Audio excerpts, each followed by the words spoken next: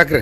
ಕರ್ನಾಟಕ ರಾಜ್ಯ ರೈತ ಸಂಘಕ್ಕೆ, ಕರ್ನಾಟಕ ರಾಜ್ಯ ರೈತ ಸಂಘಕ್ಕೆ ಜೈ ಜವಾನ್, ಜೈ ಕಿಸಾನ್, ಜೈ ಜವಾನ್, ಜೈ ಕಿಸಾನ್. ಭ್ರಷ್ಟ ವಿರೋಧಿ ಕಾಂಗ್ರೆಸ್ ಸರ್ಕಾರಕ್ಕೆ, ಧಿಕ್ಕಾರ, ಧಿಕ್ಕಾರ, ಭ್ರಷ್ಟ ವಿರೋಧಿ ಕಾಂಗ್ರೆಸ್ ಸರ್ಕಾರಕ್ಕೆ ಧಿಕ್ಕಾರ, ಧಿಕ್ಕಾರ. ಹಾಂ, ಸ್ವಲ್ಪ ವಿಷಯ ಹೇಳ್ರಲ್ಲ ಸಾಹೇಬ್ರಿಗೆ ಹೇಳ್ರಿ, ಏನು ವಿಷಯ ಅದ ಹೇಳ್ರಿ. ಏನು ಇವತ್ತು ಹೆಂಗಾಗತ್ತಂದ್ರಿ, ಒಂದು ಹಿರಿಯ ಚೀಲ ತಗೋಬೇಕಾದ್ರೆ 1200 ರೂಪಾಯಿ ಲಿಂಕ್ಗಳನ್ನ ಕೊಡ್ತಿದ್ದಾದ್ರೆ, ಆದ ಲಿಂಕ್ಗಳು ಯಾವುದೋ ತರ ಕೊಡಬಾರ್ರಿ. ಹಿರಿಯಾಗ ನಮಗೆ ಬೇಕಾದ್ರೆ ಹಿರಿಯ ಅಷ್ಟೇ ಕೊಡ್ಬೇಕ್ರಿ. ಈಗ ಒಂದು 275 ರೂಪಾಯಿ ಒಂದು ಹಿರಿಯ ರೇಟ್ ಐತಿ ಸರ್. 275 ರೇಟ್ ಅಷ್ಟೇ ತಗೊಂಡ್ಬಿಟ್ಟು ಒಂದು 1200 ರೂಪಾಯಿ ಲಿಂಕ್ ಹಾಕ್ತಾರ. ರೈತರಿಗೆ ಬೇಕಾಗಿದ್ದೇನೋ ಹಿರಿಯ ಟೈಮ್ದಾಗ ಹಿರಿಯ ಅಷ್ಟೇ ಹಾಕ್ತಾರ. ಅವ್ರು ಕಬ್ಸು ಸಂಬಂಧ ಹಿರಿಯ ಲಿಂಕ್ ಕೊಡ್ತಾರ. ಆದ್ರೆ ಯಾವ್ದೋ ತರ ಲಿಂಕ್ ಕೊಟ್ರ, ಯಾವುದೋ ಅಂಗಡಿಯವ್ರ ಲಿಂಕ್ ಕೊಟ್ರ ಅವ್ರ ಅಂಗಡಿ ಲೈಸೆನ್ಸ್ ರದ್ದು ಮಾಡಬೇಕು ಮತ್ತು ಅಂಗಡಿ ಸೀಸ್ ಮಾಡಿ ತಕ್ಷಣವಾಗಿ. ಯಾಕೆ ತಿಳ್ಕೊರಿ, ಈ ರೈತ ಈಗ ಬರಗಾಲದಿಂದಾಗ ಪರಿಸ್ಥಿತಿ ಗಂಭೀರ ಆಗೈತೆ, ಕುಡಿಯಕ್ಕೆ ನೀರಿಲ್ಲ. ಅಂತ ಟೈಮ್ದಾಗ ಇವತ್ತು ಲಿಂಕ್ ತಗೋರಿ ಅದನ್ನ ತಗೋರಿ, ಇವರು ಕಬ್ಸಲಾರ್ದಕ್ಕ ರೈತರಿಗೆ ಕಬ್ಸು ಸಂಬಂಧ ಮಾಡ್ತಿದ್ದಾರೆ. ಅದಕ್ಕಾಗಿ ಕರ್ನಾಟಕ ರಾಜ್ಯ ರೈತ ಸಂಘಟನೆ ಒಪ್ಪೋದಲ್ಲ. ಹಿರಿಯ ಟೈಮ್ದಾಗ ಇದೇ ಅಷ್ಟ ಕೊಡಬೇಕು. ಮತ್ತು ಗೊಬ್ಬರದಾಗ ಗೊಮ್ಮಲ ಆಗತೈತಿ. ಯಾಕೆ ತಿಳ್ಕೊರಿ, ಬೀಜದಾಗ ಗೊಬ್ಬರದಾಗ ಅದು ಯಾವುದೇ ಥರ AD ಸಾಹೇಬರು ಅದಕ್ಕೆ ಎಂಕ್ವೈರಿ ಮಾಡಿಕ್ಷಂದ ಅದನ್ನು ಅಂಗಡಿಗಳು ಸೀಸ್ ಮಾಡ್ಬೇಕು. ಯಾಕಪ್ಪ ಅಂತಂದ್ರೆ ಈ ರೈತರಿಗೆ ಕಲ್ಪಿ ಬೀಜ ಬರತ್ತಾವ ಮತ್ತು ಲಾಗೋಡಿ ಬಿ ಕಲ್ಪಿ ಬರತೈತಿ. ನಿಮಗೆ ನೋಡಿರ್ಬೋದು, ರೈತರಿಗೆ ಬೇಕಾಗಿದ್ದೇನ ಸರಿಯಾಗಿ ಅದನ್ನ ಗೊಬ್ಬರ ಮುಟ್ಟಾವತ್ತ, ಅದ್ರಾಗ ಇವ್ರು ಕಲ್ಪಿ ಕಳ್ಸತ್ತಾರ. ಅದಕ್ಕೆ ದಯವಿಟ್ಟು ನಾವೇನೋದು, ಯಾರು ಅಂಗಡಿಯವ್ರ ಕಲ್ಪಿ ಬೀಜ ಮಾಡಲಿ ಮತ್ತು ಲಿಂಕ್ ಕೊಡಲಿ, ತಕ್ಷಣವಾಗಿ ಯಾವ್ದಾದ್ರು ಸಿಕ್ತಂದ್ರೆ ಅಂಗಡಿ ಸೀಸ್ ಮಾಡ್ಬೇಕು, ಲೈಸೆನ್ಸ್ ರದ್ದು ಮಾಡಿ. ಸರ್, ಈಗ ಲಿಂಕ್ ಬಗ್ಗೆ ಮಾತಾಡಿದ್ರು ಅವರು, ಲಿಂಕ್ ಬಗ್ಗೆ ಮಾತಾಡಿ ಸರ್. ಅದು ಲಿಂಕ್ ಅಂದರೆ ಏನು ಸರ್? ಅದು ಸಾಹೇಬ್ರು ಒಂದು ನಿಮಿಷ, AD ಸಾಹೇಬ್ರು ಹೇಳ್ತಾರದ ಸರ್, ಏನ್ರದು ಲಿಂಕ್ ಅಂತ ಹೇಳ್ತಾ ಇದ್ದಾರೆ ಸರ್ ಅವರು. ಲಿಂಕ್ ಅಂತ ರೆಫರ್ ಮಾಡ್ತಾ ಇದ್ದಾರೆ.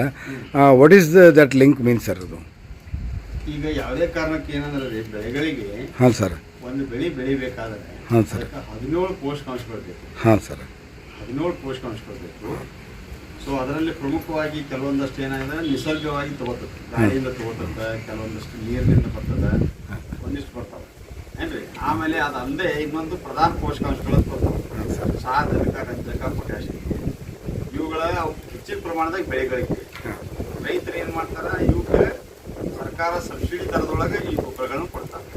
ಇದಲ್ಲದೆ ಇನ್ನೊಂದಿಷ್ಟು ಪೋಷಕಾಂಶಗಳು, ಲಘು ಪೋಷಕಾಂಶಗಳು ಅಂತ ಇರ್ತಾವೆ.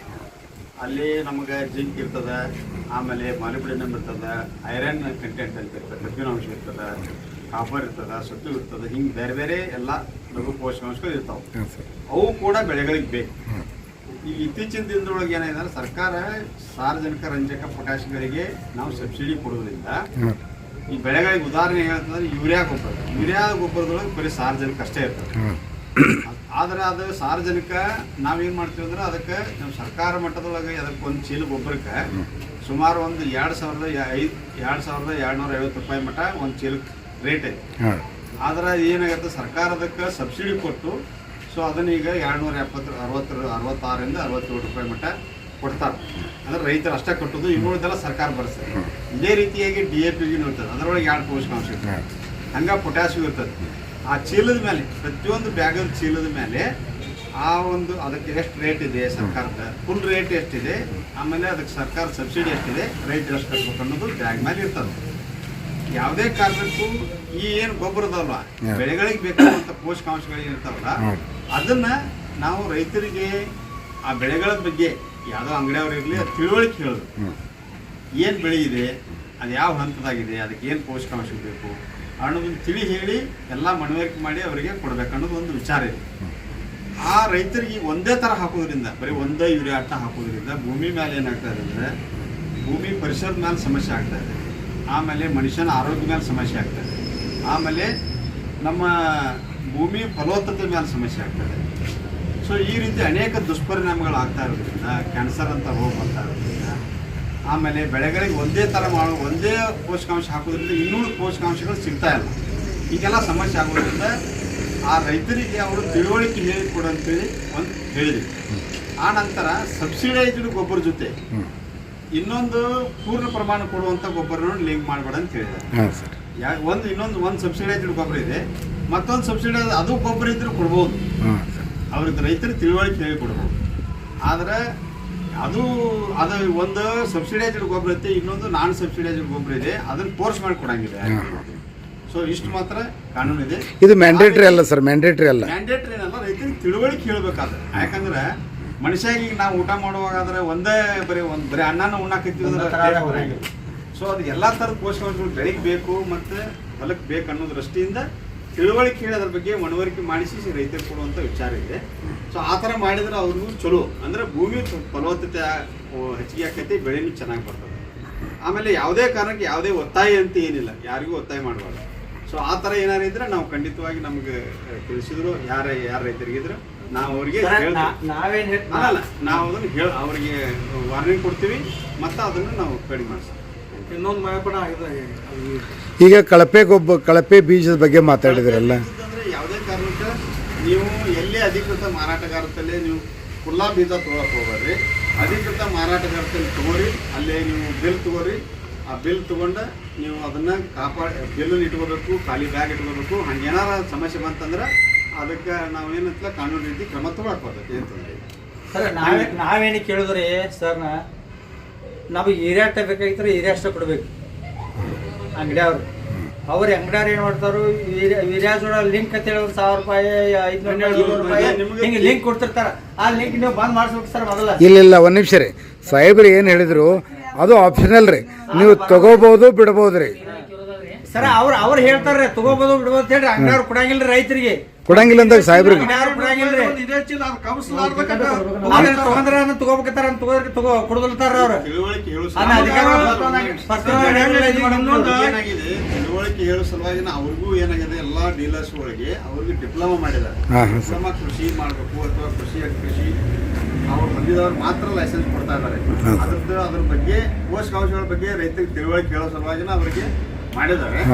ಒತ್ತಾಯ ಅಂತ ಮಾಡಂಗಿಲ್ಲ, ಯಾರಿಗೂ ಒತ್ತಾಯ ಇಲ್ಲ. ಅವ್ರಿಗೆ ರೈತರಿಗೆ ತಿಳಿ ಹೇಳಿ ಅವ್ರು ಕೆಲವೊಂದು ಸಾದ್ರ ಕೊಡ್ಬೇಕು, ಇಲ್ಲಾಂದ್ರೆ ಏನಿಲ್ಲ. ಅಂತವೇನು ಕೇಸ್ ಇದ್ರೆ ನಾವು ಹ್ಯಾಂಡಲ್ ಬಂದ್ರಿ. ಎರಡನೇದ್ರಿ FID ಮಾಡಿದ್ರೆ ಮಾತ್ರ ಹಿರಿಯ ಗೊಬ್ಬರ ಕೊಡ್ತಾರ ಅನ್ನೋದು ಈಗಾಗಲೇ ರಾಜ್ಯದಾಗ ಸುದ್ದಿ ಐತಿ. ಏನ್ ಮಾಡಿದ್ರಿ?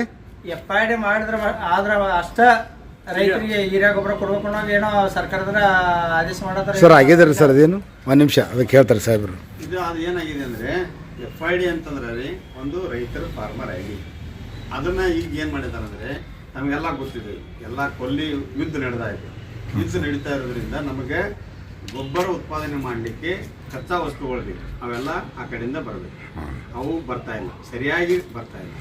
ಅದ್ರ ಜೊತೆಗೆ ಇಲ್ಲಿ ನಮ್ಮ ದೇಶದೊಳಗೆ ಏನು ಉತ್ಪಾದನೆ ಮಾಡ್ತಾರಲ್ಲ ಗೊಬ್ಬರ, ಇವುಗಳಿಗೆ ಗ್ಯಾಸ್ ಬೇಕು, ಗ್ಯಾಸ್ ಸಪ್ಲೈ ಆಗ್ತಾ ಇಲ್ಲ. ಸೊ ಹೀಗಾಗಿ ಸ್ವಲ್ಪ ನಮ್ದೇನು ಸಪ್ಲೈ ಇದೆಯಲ್ಲ, ಗೊಬ್ಬರದ ಸಪ್ಲೈ ಇದೆಯಲ್ಲ, ಅದರಲ್ಲಿ ಒಂದು ಸ್ವಲ್ಪ ಏರುಪೇರಾಗಿದೆ.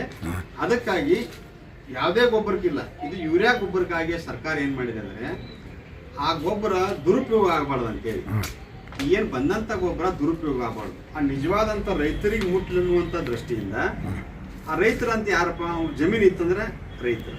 ಒಂದು ನಿಮಿಷ, ಆ ರೈತರಿಂದ ಜಮೀನು ಇದ್ರೆ ರೈತರು ಆ ಯೂರಿಯಾ ಗೊಬ್ಬರ ಮತ್ತು ಬೇರೆ ಇಂಡಸ್ಟ್ರಿಗೆ ಹೋಗಬಾರ್ದು, ಅಥವಾ ಆ ರೈತ ಇಲ್ಲದಂಥವ್ಗೆ ಬಿಟ್ಟು ಬೇರೆದಾಗ ಹೋಗಬಾರ್ದು ಅನ್ನುವಂಥ ದೃಷ್ಟಿಯಿಂದ ಹೆಂಗೆ ನಾವು ಬೀಜ ಎಲ್ಲ ಕೊಡ್ತೀವಲ್ಲ FID ಮುಖಾಂತರ. FID ಅಂತಂದ್ರೆ ಆ ರೈತಂದು ಎಷ್ಟು ಜಮೀನು ಇದೆ, ಕಲ್ಲಪ್ಪಣ್ಣ ಅವ್ರದ್ದು ಯಾವುದೇ ಒಂದು ಊರಲ್ಲಿ ಕೊಳದಾಗ ಒಂದು 5 ಎಕರೆ ಜಮೀನಿದೆ. ಆ 5 ಎಕರೆ ಜಮೀನು ಇತ್ತಂದ್ರೆ ಅವ್ರಿಗೆ ಅದು ID ನೋಡ್ತಾರ, ಅದ್ರ ಪ್ರಕಾರ ಗೊಬ್ಬರ ಕೊಡ್ತಾರೆ. ಇದು ರೈತರಿಗೆ ಆಕ್ಚುಲಿ ನಿಜವಾಗಿ ಒಳ್ಳೇದು. ಬಿಟ್ಟು ದುರುಪಯೋಗ ಆಗಬಾರ್ದು ಅನ್ನುವಂಥ ಸರ್ ನೀವು ಹೇಳ್ತೀರಿ. ಸರ್ಕಾರ ಅದು ಇವತ್ತು ಹಿರಿಯ ಬೆಳೆಗಳಿಗೆ ಅಷ್ಟ ಉಪಯೋಗ ಮಾಡ್ತಾರೋ, ಮತ್ತೆ ಅದಕ್ಕೆ ಬೇರೆ ಉಪಯೋಗ ಮಾಡ್ತಾರೋ ನೀವೇ ಹೇಳ್ರಿ. ಯಾವ್ರು ರೈತರು ನಮ್ಮ ರೈತರ ಉಪಯೋಗ ಮಾಡೋರಲ್ಲ ಸರ್. ಇಲ್ಲ ಬೆಳೆ ಬಿಟ್ರೆ ಏನಾದ್ರು ಎದಕ್ಕೆ ಉಪಯೋಗ ಬರ್ತೈತೆ ಅದ. ನಮ್ಮ ರೈತರು ಹೆಚ್ಚ ಕಡಿಮೆ ನಮ್ಮ ಬೆಳೆ ಹೆಚ್ಚು ಬೆಳೆ ಐತೇಳಿ ಹಿರಿಯನ ಹೆಚ್ಚಾಕ್ಬೋದು, ಬೇರೆದಾದ ತರ ಲಾಗುಡಿ ಹೆಚ್ಚಾಕ್ಬೋದು. ಕರೆ ರೈತರಿಗೆ ಎಷ್ಟ ಉಪಯೋಗ ಐತೆ ಅದ. ಇದು ಹಿರಿಯ ಬೇರೆ ಕಡೆ ಹೋಗ್ತೈತಿ, ಕಳಪಿ ಮೇಲೆ ಆಗ್ತೈತಿ ಸರ್. ಇದು ಎಲ್ಲ ನೀವು ಹೇಳಿದಲ್ಲ ಅಂತ ಸರ್, ಇದೆಲ್ಲ ನಮ್ದು ಒಂದು ಕುಟುಂಬ ರೀ. ನಾವು ಬಂದ್ರೊಳಗೆ ಮೇನ್ ರೀ. ಈಗ ಉತ್ತಾರ ನಾನು ಹೆಸರಲ್ಲ ಐತಿ. ಇವ್ರು ಎಲ್ಲರ ಹೆಸರು ಇಲ್ರಿ. ಈಗ FID ನನ್ನ ಹೆಸರಲ್ಲೇ ಐತಿ. ಹಾಂ ನನಗಷ್ಟೇ ಹಿರಿಯ ಸಿಗೋದು, ಹಿರಿಯ ಗೊಬ್ಬರ ಸಿಗಂಗಿಲ್ಲ. ಅವಾಗ ಏನು ಮಾಡ್ಬೇಕು ರೈತರು? ಸರ್ ಅದ್ರ ಬಗ್ಗೆ ಅದಕ್ಕೆ ಸ್ವಲ್ಪ ಹೇಳ್ತೀವಿ ಸರ್ ನೀವು. ಆದ್ರೆ ಜಮೀನು ಅವ್ರ ಹೆಸರಲ್ಲಿ ಇರ್ತದ ಅವ್ರಿಗೆ ಸಿಗ್ತದೆ. ಹಾಂ ಹಾಂ ನಾನು ಒಬ್ಬನ ಹೆಸರು ಐತಿ, ಇಷ್ಟು ಮಂದಿ ನನ್ನ ಹೆಸರು ಐತಿ. ಕೊಡಂಗಿಲ್ಲ ಉಕಾರ ಇಲ್ಲ. ಅಲ್ಲಲ್ಲ, ಅವ್ರ ಮತ್ತೆ ಅವ್ರು ಏನು ಮಾಡ್ಬೇಕ್ರಿ? ಈಗ ಸರ್ ಜಮೀನು ಇದ್ದವ್ರಿಗೆ ಯೂರಿಯಾ ಗೊಬ್ಬರ ಬೇಕಾ? ಹೌದು ಸರ್. ಜಮೀನು ಇದ್ದವ್ರು FID ಮಾಡೋದು ನೀವು ಹತ್ತು ಸಲ FID ಮಾಡೋದು. ಉತ್ತಾರ ಸಂಬಂಧ ಇಲ್ರಿ. ಉತ್ತರ ಸಂಬಂಧ ಇಲ್ಲ ಅವ್ರ ಹೆಸರಲ್ಲಿ ಯಾರ ಹೆಸರಲ್ಲಿ ಜಮೀನು ಇರ್ತದೆ ಅವ್ರು ತಗೋಬೋದು. ಸರ್ ಈಗ ಒಂದು ನಿಮಿಷ ಅವ್ರು ಇಲ್ಲ ಅವ್ರು ಕೇಳೋ ಪ್ರಶ್ನೆ ಏನು ಗೊತ್ತೇನು ಸರ್? ಈಗ ಉಳಿತು ಆಗಬಾರ್ದು ಅನ್ನೋ ದೃಷ್ಟಿಯಿಂದ ಅದಾಯ್ತು ಸರ್. ಇಲ್ಲ ಅವ್ರ ಪ್ರಶ್ನೆ ಹೇಳೋದು ಬೇರೆ ಆಗತ್ತೆ, ನೀವು ಹೇಳೋದು ಬೇರೆ ಆಗತ್ತೆ. ಇಲ್ಲ ಸರ್ ಅವ್ರ ಪ್ರಶ್ನೆ ಏನದು ಗೊತ್ತೇನು ಸರ್? ಈಗ ಇವ್ರ ಮನೆ ಒಳಗ ಮನೆ ನನ್ನ ಹೆಸರು ಐತಿ, ಎಲ್ಲರ ಹೆಸರಿಲ್ಲ. ನಿಮಗೆ ಕೊಟ್ರೆ ಮುಗಿದ ಹೋಗ್ತಾ ಮತ್ತೆ ಈ ಕುಟುಂಬದಾಗ ಬೇರೆ ಇದ್ರು ಈಗ ಅವ್ನು ಕೊಡಂಗಿಲ್ಲ ಸರ್. ನಾವು 20 ಮಂದಿ divide ಆಗಿದ್ವು. ಅದು ನೀವು ಅವ್ರೇನ್ ಮಾಡ್ಬೇಕು? ಅವ್ರಿಗೆ ಗೊಬ್ಬರ ಸಿಗಂಗಿಲ್ರಿ.